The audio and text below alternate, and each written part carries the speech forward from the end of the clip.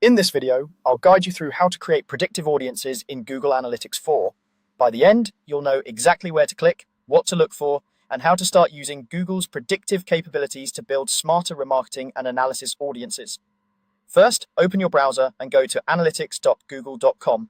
Make sure you're signed in with the Google account that has access to the analytics property you want to work with.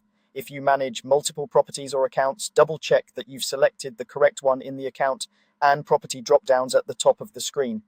This will ensure you're creating predictive audiences in the right place. Once you're in the correct property, look to the lower left corner of the interface for the admin option. It appears as a small gear icon. Click that gear icon to open the admin area. This is where you control your property settings, data configuration, and tools like audiences. Don't worry, we're only going to touch the pieces you need for predictive audiences. Inside the admin section, you'll see different columns, usually for account and property settings. Under the property column, look for the area related to data display and then click on audiences. This is the central hub where all of your existing audiences are listed and where you can create new ones.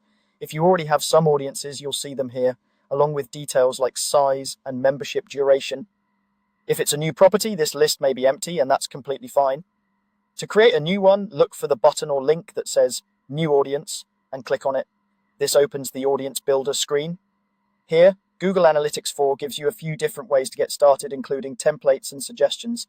Rather than building an audience from scratch, we're going to use the suggested options that are based on predictive metrics. On the audience creation screen, find the section labeled Suggested Audiences. Within that area, there will be a tab or category called Predictive.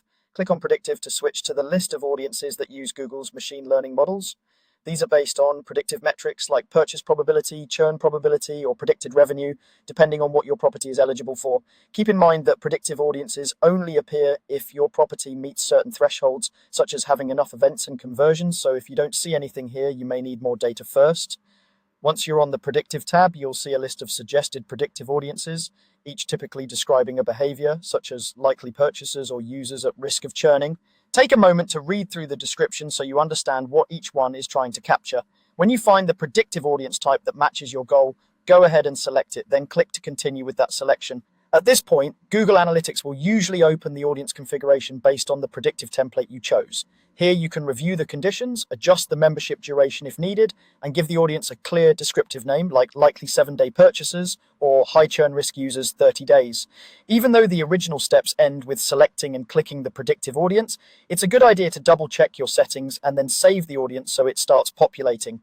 After saving, your predictive audience will begin to build over time, and you'll be able to use it in your reports, explorations, and linked advertising platforms. And that's all you need to get started. You've gone from opening Google Analytics 4 into the admin area to the audiences section, and finally to creating a predictive audience using Google's suggested options.